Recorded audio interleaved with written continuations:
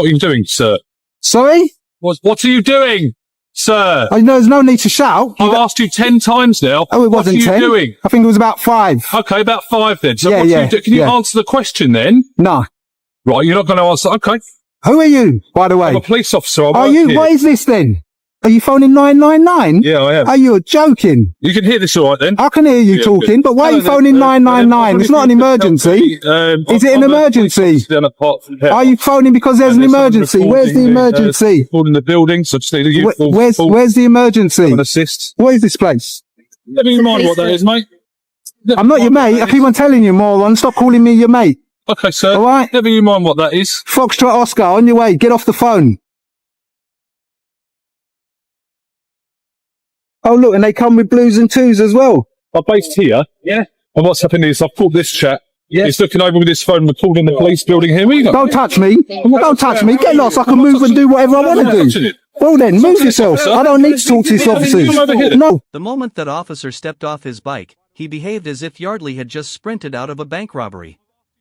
Yardley chose not to answer his questions, which he is fully entitled to do, and instead of assessing the situation like a trained professional, the officer immediately jumped to dialing 999. Think about how extreme that is. No threat, no crime, no weapon, just a man holding a camera in public.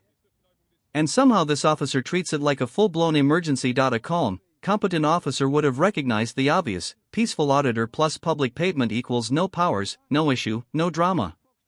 But this officer couldn't handle not being obeyed. So he escalated his own embarrassment into an emergency, wasting police resources and dragging his colleagues into a situation that never existed in the first place. Don't need to go over there. Don't tell me what to do. You need to go. You don't need to go, sir. Yeah, you do. Why do we need to go? Because I'm not doing anything wrong. And there's no need for you to be I'm here. not stopping you from recording. Well then, so go. Are you recording me? Yes, we are, sir. Then why aren't you telling me? Huh? Why aren't you telling me you're recording me? No, why aren't you telling me? Why do I have to prompt you to tell me? Sorry, sir? Why do I have to prompt you to tell me? Do your job.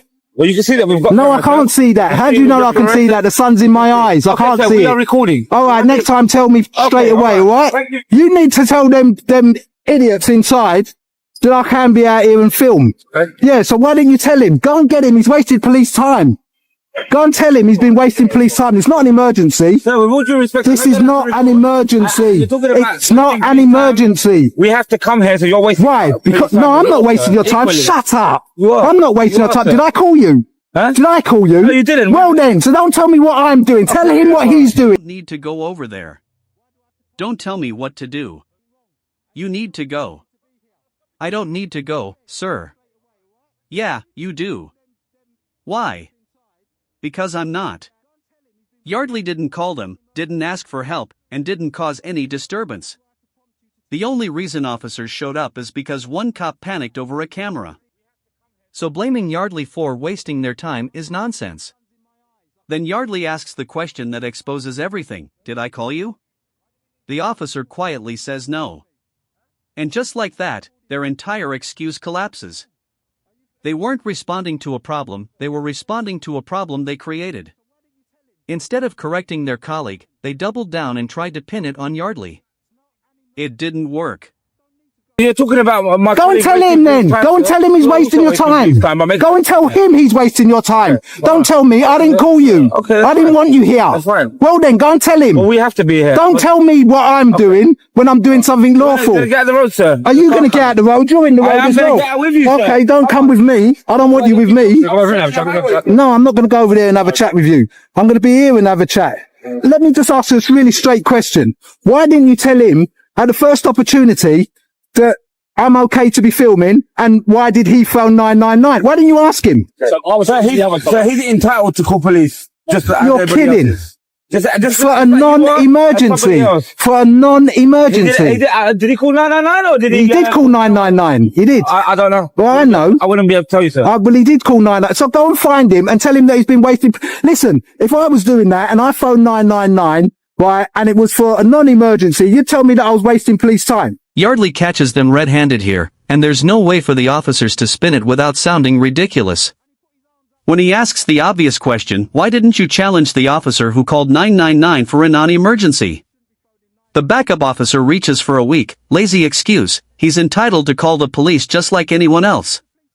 Sure, anyone can call, but not to report a fake emergency.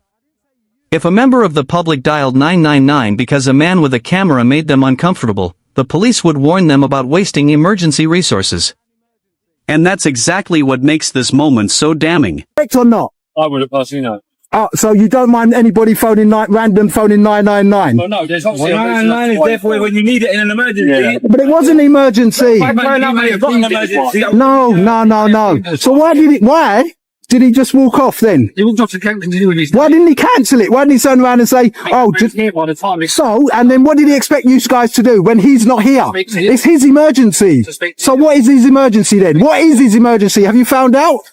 Sorry, sir? Have you found out what his emergency We is? were told that there No. was I'm asking you if you found out his emergency. giving me an opportunity Because to you talk. You want me haven't. to talk? Because you're just on You better me. let me talk, sir. Go on then. Okay, you said what was the emergency? Like I've said, our control room has informed us that there was an officer here, and there was somebody filming. They didn't know who. Yeah.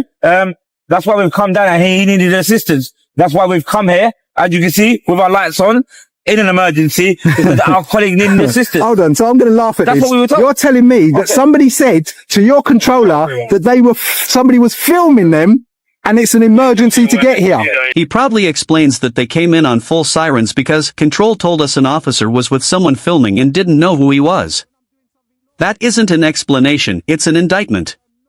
He's essentially admitting the entire emergency response was triggered by uncertainty, not danger. It turns the whole situation into a parody of policing, where the sirens weren't responding to an emergency but to a feeling. Yardley laughs because the officer doesn't even realize how absurd he sounds. He's openly describing a system where an officer's discomfort automatically overrides judgment, proportionality, and basic common sense.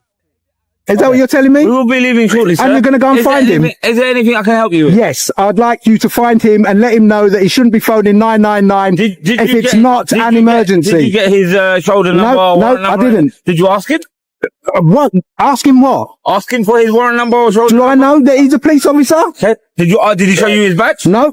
He didn't. No, so I'd like to go and find that, please. All right. I'd like to know who that guy was, because as far as I'm concerned, technically he was detaining me. Yeah? Did you see when he went out and he put his arms up like that? That was... I didn't know. What do you mean you didn't? I went round there and you were standing there. I've got this on camera. I was talking to. Yeah, but didn't you see his actions? You're recording. No, I my said colleague was that with it him. wasn't detained. Oh, no. I didn't say you. I said him. If he's identified himself as a police officer and he said he's calling a unit and I start to walk off like I did and he put his arms out and he said, no. Yeah, that's a form of detainment and that's infringing on my human rights. Under the law, you don't need handcuffs or magic words like you're detained. If an officer steps into your path, puts a hand out, or physically prevents you from leaving, that is a detention. And Yardley has the footage to prove it. So when the backup officer pretends he didn't see it, it isn't just unbelievable, it's insulting. He's looking over with his phone, recording the police building here. Either. Don't touch me. Don't touch me. Get lost. I can move and do whatever I want. It happened right in front of him, in plain view, and the camera captured every second of it. What makes it worse is that pretending not to see it exposes exactly how these officers operate. Protect the colleague first, truth second. Instead of acknowledging the unlawful detention, the backup officer tries to pretend it never happened. But the law doesn't work that way. A detention is defined by the restriction of your movement, not by whether another officer decides to recognize it. His details. Okay, yeah, find these details, because you can't be doing that. You can't turn up for somebody in a non-emergency situation and then just walk off. Do you want me to write it down for you? Say again? Do you want me to write his details? Yes, please. Gentleman that you were speaking to outside. He wasn't a gentleman. Okay, my colleague that you were speaking to. Is that better? I don't care who he was. Not to me, he wasn't a gentleman. No worries. Yeah, there's loads of worries. You can't keep on telling me no worries. By the way,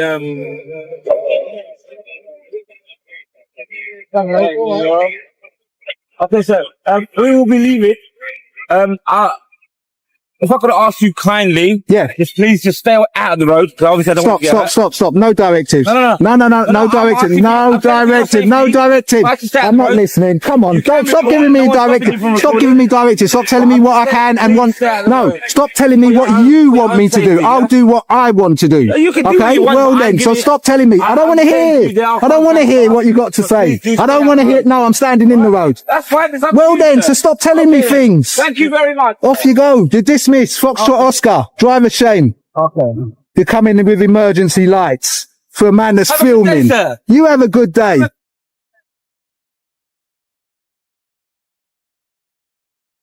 Lights are off. The funniest part of this entire encounter is that Yardley didn't win by doing anything dramatic. He won simply by standing there and letting the officers unravel on their own. From the moment backup arrived with full sirens, for a man holding a camera, the whole thing stopped looking like policing and started looking like a live demonstration of how fragile their confidence really is. Yardley didn't need to shout, posture, or act tough. He just kept asking the questions they hoped he wouldn't. And what stood out wasn't just the overreaction, it was how terrified the officers were to admit it. Every time he asked something basic like, why was this treated as an emergency, why didn't you challenge the officer who called 999? You could see them freeze. Not because they didn't understand the law, but because they knew exactly how bad their own actions sounded when spoken out loud. If police forces want to stop embarrassing themselves on camera, they don't need new equipment or more powers.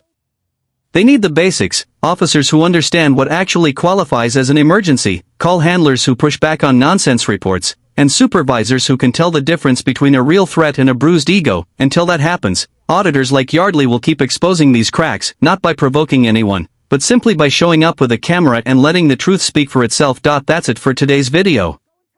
If you enjoyed this episode, don't forget to like, comment, and subscribe. It really helps me continue producing independent coverage. And make sure to check out Yardley Ski. His channel is linked in the description, so go show him some support.